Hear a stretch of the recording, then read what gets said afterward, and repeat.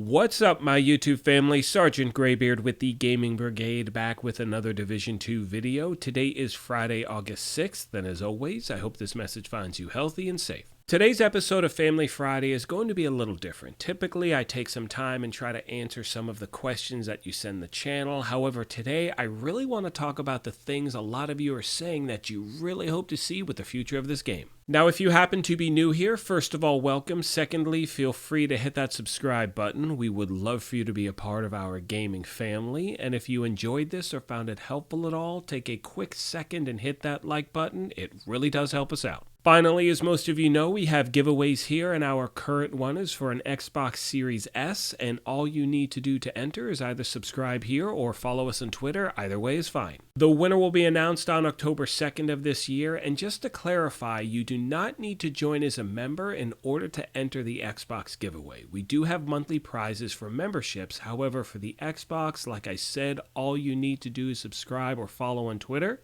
Having said that, let's get into today's video. So the first thing I'd like to talk about today has to do with weapons and gear. And I know a lot of people out there would love to have the ability to actually equip more than one exotic at a time, especially weapons. However, at this point, we have no idea if they're actually going to introduce that or not. Many of you have reached out to the channel asking, why didn't they just roll that ability from the first game into the second? Because as you know, you could have more than one exotic item or weapon. I mean, you could have your entire character stacked out with exotics. It wouldn't matter. However, in the second game, they don't allow that, and a lot of people were wondering why. And to be honest with you, my friends, I have no idea. I don't know if it's that these exotics in the second game are more powerful as far as the gear goes, because I know, for instance, look, if you ran with, let's say, the Memento Backpack and Ridgway's Pride, you would be unstoppable.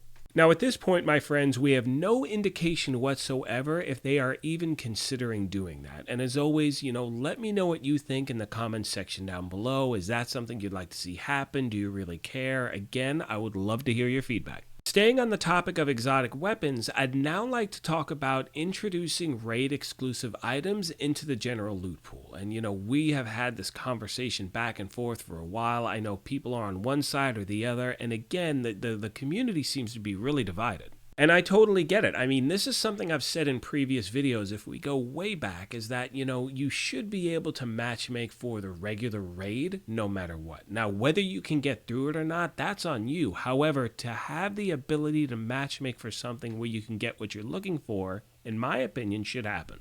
Now, with that being said, I definitely think that some raid exclusive items should be left in the raid no matter what. Now, I am all about swapping them out. I know a lot of people, including myself, I'm still trying to get the Eagle Bearer, the Ravenous, the Regulus, all this stuff. If you took those out of the raid but put other ones in, that would still keep that game mode alive. And the main reason I say that is if we use Kenley College as an example. So if we go back, Kenley College was the only way you could get the exotic rifle, the Diamondback. However, as soon as they introduced that into the general loot pool, no one goes to Kenley College whatsoever. So again, it really killed that game mode. Therefore, in my opinion, I think there may be a few things that could happen in order to, keep everyone happy, if you will. First of all, like I said, you could take the current raid exclusive items, pull them out of the raid, but replace them with other ones. Because in my opinion, you definitely want to have raid exclusive items in the game no matter what. Another possible option is introducing the raid items into discovery mode, but really dropping the percentage of those items being able to drop. I know that sounds kind of cheesy, but again, the people who ran the raid and really earned these things, I get where they're coming from, but at the same time, the raids have been out for so long, anything to bring people back I think would be a really good thing.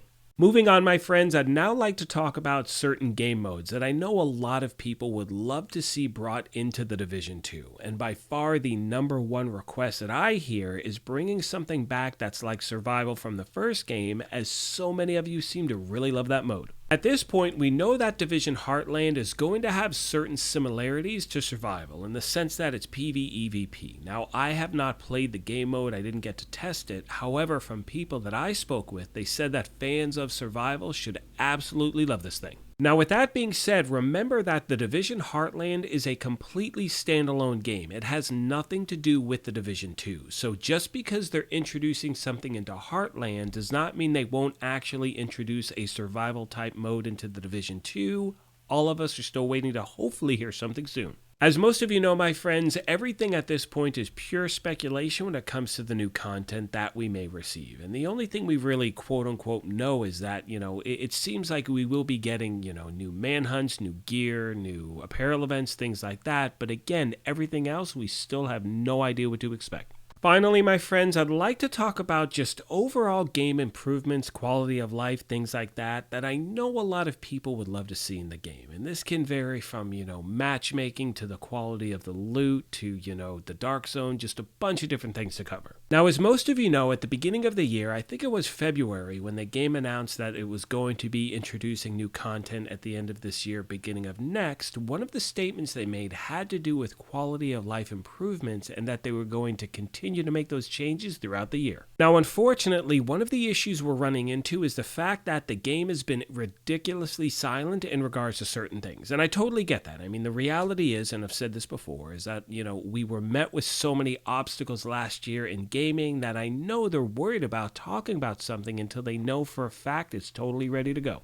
And again, my friends, keep in mind that there are a lot of people that want to talk about certain things that are going on in the game, but they can't because of an NDA contract that they signed. And just because the game isn't talking about something doesn't mean things aren't being worked on. However, I know I'd like to hear a bit more transparency. With all that being said, my friends, I'm going to start to wrap this up. However, as always, I want to take a moment and thank you all for your continued support, especially during this time when the game is pretty slow. The fact that you are here watching this content sincerely means the world. As most of you know, the main focus at this channel, and really the series as well, is to have a discussion on things that we enjoy about the game and other things that we'd like to see change. So as always, my friends, if there's anything I didn't touch base on, let me know in the comments section down below. I'll get back to you as quick as I can, and I definitely want to keep this conversation going. On that note, I'm going to let the rest of the video play out. However, like I mentioned at the beginning of this thing, if you happen to be new here, feel free to hit that subscribe or join button. If you like this, you could hit that like button as well. But most importantly, take care of yourselves, be kind to each other, and we will talk to you soon. Thanks again, everyone.